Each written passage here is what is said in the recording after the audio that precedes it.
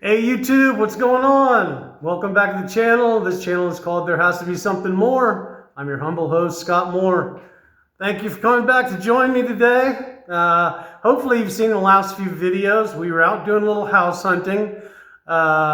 Things are going to change drastically. A month from now, we will be in the new place, which is older, smaller, but super convenient. We will this last 6 months, we've been out here in Shayla Gardens, and the house is beautiful. I mean, it's a little bit messy right now, but the house is beautiful. It's very big. It's 4-bedroom, 4-bath. There's patios. It's very, very quiet here all the time. You don't hear the traffic noise. You don't hear all the fireworks and everything.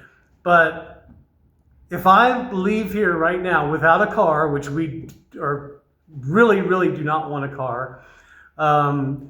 It takes me, I'm gone for about 4 hours to go to the gym. By the time I've gotten back here, and I track it on my smartwatch, I've walked about 5 miles, and it's taken me, like I show up like 4 hours later. I walk pretty slow. So the exercise is great because you walk down the mountain on the way out of here and up the mountain on the way back home. But even to go from our house to the entrance where all the security guards are and the big security gates, it takes me about a half an hour. And it might be 25 minutes, but it might be 35 minutes coming back because it's going up and you're going up. You either have your choice of 255 stairs going straight up, or there's a way you can kind of loop around, which takes longer, but it's still steep, but it's just not stairs. So anyway, back to downtown. Lydia's going to be gone quite a bit this year with the birth of our 11th grandchild and first great-grandchild. So this is mostly going to be a bachelor pad anyway for 2025. So smaller, older, it's going to need some fixing up a little bit, but the location is super. I mean, I'm so close. I can walk out my door in 5 minutes. I can be downtown in the park. 5 minutes, I can be at my gym. So it's going to be super easy. So I'm very excited. We're happy to get back down there and not have all the bus rides and miles and miles of walking, but hopefully I'll keep doing the walking anyway. Today, I thought I'd touch just a little bit on what it's like to, I did this a little bit before, going to the dentist and going to a doctor visit, because I had a doctor checkup recently. Hadn't had I always go in and get my blood checked on a kind of a regular basis, but I hadn't done it in a while. So our friend next door is my new doctor. So around here it's doctors, lawyers. So I started talking to him one night, and I was asking him about a medicine that I take, and he gave me some ideas and actually brought me like a month's worth of samples on this one that he thought I could check out. So he said, yeah, go to this place, and he told me where to go, and he said, go in there and give blood and get the results. They'll email you the results, and then we'll meet in a couple days. So that's what I did. So I go find his office, and just to kind of give you an idea of what to expect. And this was pretty similar in Nicaragua as well. But if the things that I did not like about a checkup in the U.S. were, it seemed like the doctor was always, first of all, I'd sit in the waiting room, and then they'd bring me back in, and I'd sit in his office, and a nurse would come in, and she'd spend a couple of minutes with me, and then I'd wait again another 10 or 15 minutes for the doctor to show up. And the doctor would spend 5 or 10 minutes seemingly in a huge hurry, because they're just churning people in and out of there, trying to get through as fast as they can. And I understand, they have to pay a lot for insurance and things like that, and they want to make their money, but it was usually a very rushed feeling.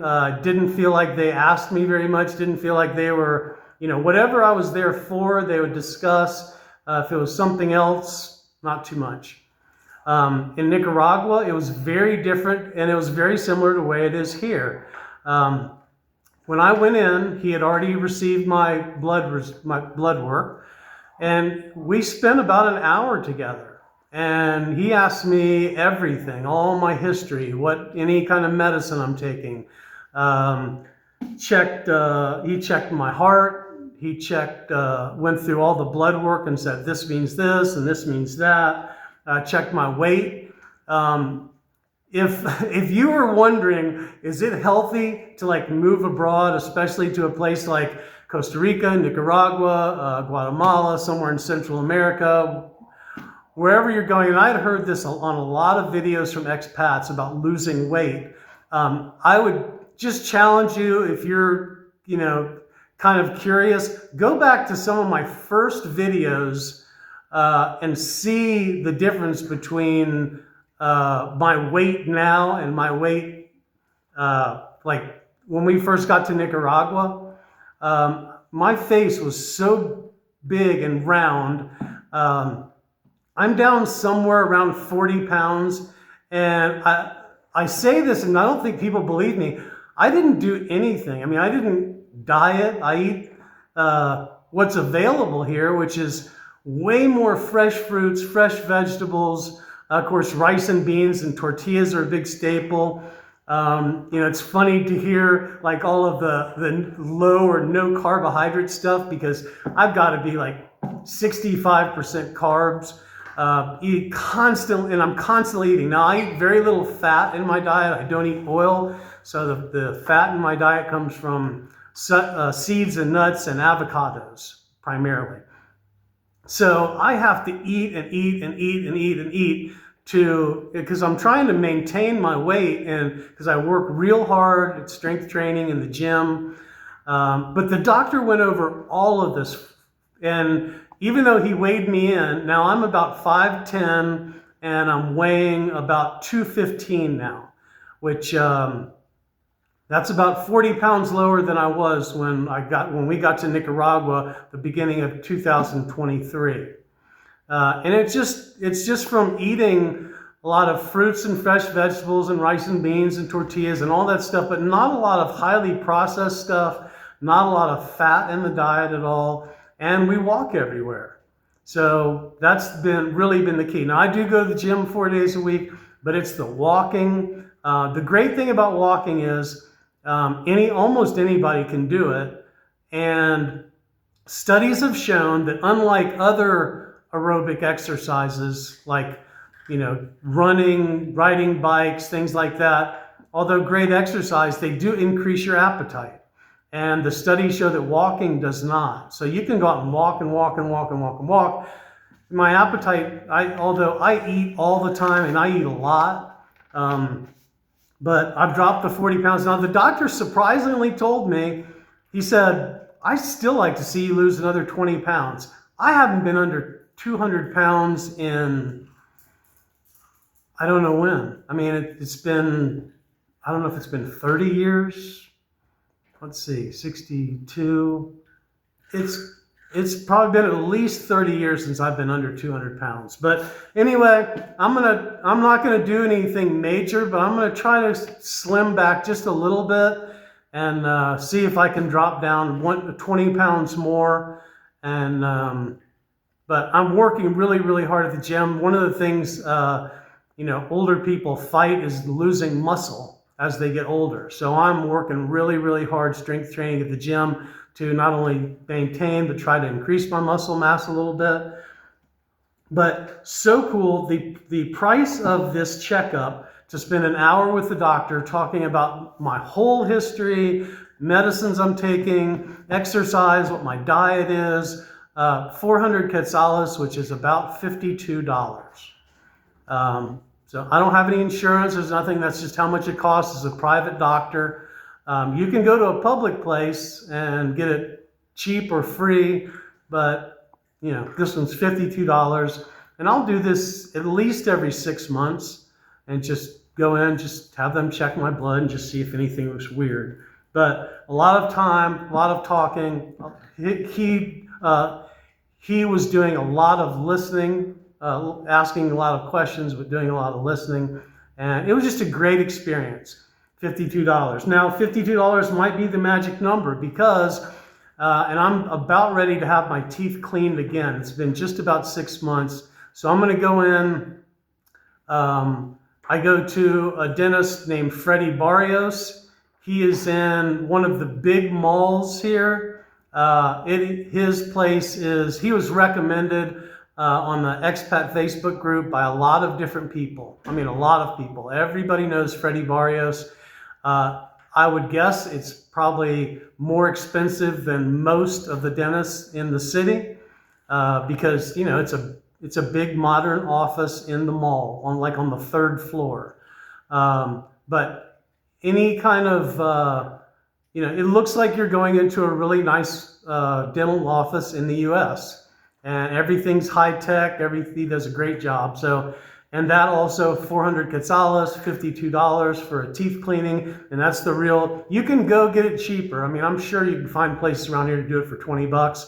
They just won't have all the high tech stuff. They'll, you know, use older, you know, other instruments that are usually older. So, great experience here with the doctor checkup and the dental cleanings. Lydia's had some more detailed, more expensive dental work done, and that's been excellent also. So if you're thinking about, if Shayla is on your list of places to check out, I would say, you know, now I'm not talking about like heart surgery or anything like that, but as far as like basic medicine, going to see the doctor, having a checkup, things like that, wonderful experience dental. So don't fear. I'm going to do another video on health insurance, and I'm going to ask you all a big important question. And to try to get your advice. I'd like to get your input on the next video.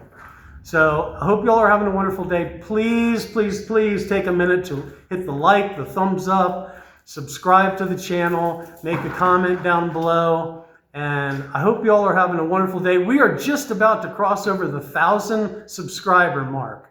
So we're super excited. That's a big deal with YouTube. So thank you all so much. Hope you're having a wonderful day. And remember, if you need an adventure, if you're thinking about retiring a little bit early, maybe you want to go somewhere where your dollar stretches here, where the cost of living might be 25% of what you're used to in the US. But if you're looking for an adventure, remember, there has to be something more.